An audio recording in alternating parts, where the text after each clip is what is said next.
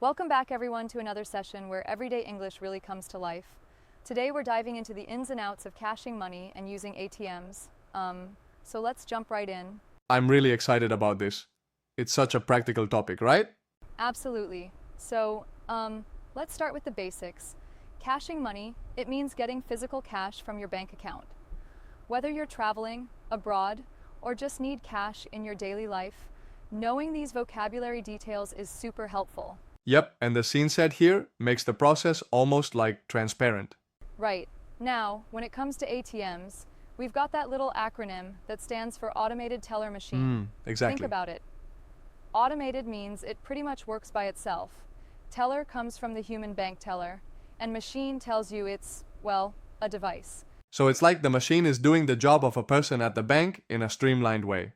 Exactly, and you'll also often hear it called a cash machine or even a cash point. Essentially, all those terms mean the same thing. And that really sets the stage for how we interact with our money. Yep. Moving on, when you approach an ATM, the first element you encounter is the card slot. This slot is where you insert your debit or credit Right, card. that makes total sense. And insert here means to carefully put your card into that narrow opening. It's almost like inserting a key into a door. You know what I mean? Totally, it's like you're unlocking access to your bank account. Now here's a neat detail. When you insert your card, the magnetic stripe should be facing down and the chip should face forward. Yeah, that little diagram on the machine really black helps. Line on the back, and the chip is that small golden square on the front. That's really important. One small mistake there, and the process might not work as planned.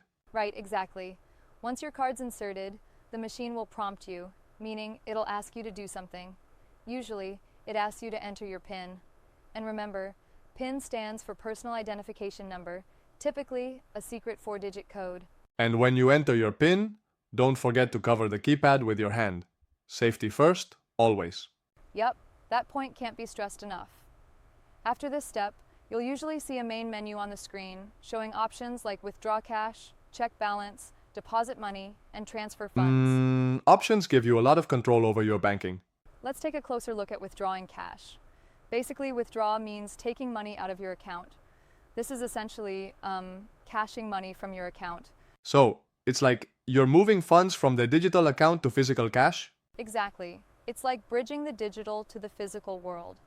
When you choose to withdraw, you'll often see preset amounts such as $20, $40, $60, or $100. Right. Preset means the amounts are already defined by the machine. Let's say $70. You can typically select other amount. That flexibility is really cool, you know? It's like having a mini bank right at your fingertips. Absolutely. And then there's a bit of vocabulary fun. The money you get is called bills in American English or notes in British English.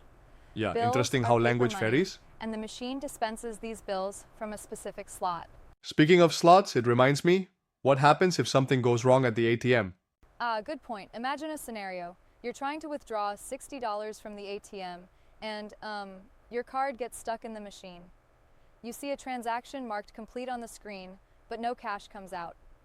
In That's that definitely context, frustrating. Stuck means the card won't come out, and debit means the money was taken from your account, even though you didn't actually receive it. I wonder though, do banks always resolve these issues quickly? It seems like a pretty tricky situation. That's a fair challenge. In many cases, banks do work to resolve these quickly when you report that your card got stuck. They rely on clear communication, specific details like the amount, location, and the exact problem are key. Details really do help. Right. Now let's shift gears to ATM fees. Fees are extra charges for using an ATM, especially if it's not owned by your own Yes. bank. Many times you'll These see a costs notice can add about up, a and surcharge they might before be the labeled as transaction an completes. out-of-network fee or even a foreign ATM fee if you're traveling. So, using a machine that's not part of your bank's network could mean you end up paying more money, huh? Exactly so. The machine might say something like, "This ATM will charge a $2.50 fee for this transaction. Do you wish to continue?" It's that little alert that gives you a chance to decide. It's smart to be aware of that, and maybe even plan ahead if, fees can add up. Right. Now, another aspect of ATM vocabulary involves deposits. Depositing money means putting cash or checks into your account. For And cash nowadays, many deposits, ATMs you allow insert your both, bills making into a banking more deposit slot. convenient. And for checks, you usually need to endorse them first by signing on the back. It's like, the machine takes over and counts the cash automatically, right? Exactly. And often, ATMs provide a space to put your check in an envelope. Pretty efficient overall. Efficiency is key, especially when you're in a rush or, handling lots of transactions. Absolutely. And on the note of transactions, safety can't be overlooked. Always be aware of your surroundings when using an ATM. Being in If well someone lit is too areas, close, a especially polite during daylight request for hours, space is goes a crucial. long way. That's a great point. Sometimes these safety tips seem obvious, but it never hurts to be extra cautious. Right. And if you're using an ATM abroad, remember that the transaction might be in the local currency, with your bank converting it back to your home currency. Don't be surprised by some additional fees. True, and understanding terms like local currency and convert really helps manage expectations. Exactly. It's all about being prepared. And speaking of which, mobile banking is changing the game. Nowadays, many banks offer mobile apps that help you locate the nearest ATM, check if it's working, and sometimes even show if there's cash available. That's pretty awesome technology, kind of like having a mini banking assistant in your pocket, right? Right, it's like enhancing your experience. And now, some banks even offer cardless ATM access. This means you can withdraw cash using just your smartphone and a special code without having to physically insert your card at all. That seems super futuristic yet practical. No more worries about losing your card, for instance. Exactly. It's a neat security feature as well. And finally, let's run through some key phrases that tie it all together. Insert your card means precisely that. Enter your PIN is to type your secret code, select an amount to choose how much money you want, and take your cash follows once the machine dispenses money. Those steps are straightforward when you think about them in sequence. It almost sounds like a choreographed dance, doesn't it? Each move has to be just right. Totally. And even something like transaction complete lets you know that the process is finished. Right. And a quick note about receipts too. Always remember, don't forget your receipt for the detailed record.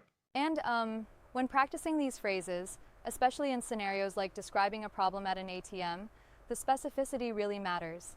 Saying, I needed cash quickly, so I used the ATM at the corner store, but it charged me extra fees, gives a clear picture. That level of detail is something banks definitely appreciate. One thing though, don't you think sometimes these procedures can be a bit too rigid? I mean, what about those moments when technology fails unexpectedly despite all these guidelines? That's a valid point. While the vocabulary and procedures are well defined, real life can throw in surprises, and not every ATM behaves perfectly. But that's where Absolutely. knowing all It's these good to be terms helps prepared you for the communicate unexpected. clearly and resolve any issues faster. Definitely. It reinforces that preparedness builds confidence, both at the machine and when speaking with bank staff. For sure. So, in wrapping up, whether you're withdrawing, depositing, or just ensuring your safety at an ATM, every term, from card slot to surcharge, plays its important part in navigating everyday banking. And it's a great reminder that everyday English really does matter in our daily lives, especially when it comes to handling money. Exactly. Practice these phrases, be mindful of the details, and you'll feel totally confident the next time you use an ATM. Thanks for such an insightful discussion. This has been super informative and practical. Absolutely. Thanks for joining in on this deep dive into ATM vocabulary and procedures. Stay safe out there and keep practicing your everyday English. Catch you next time.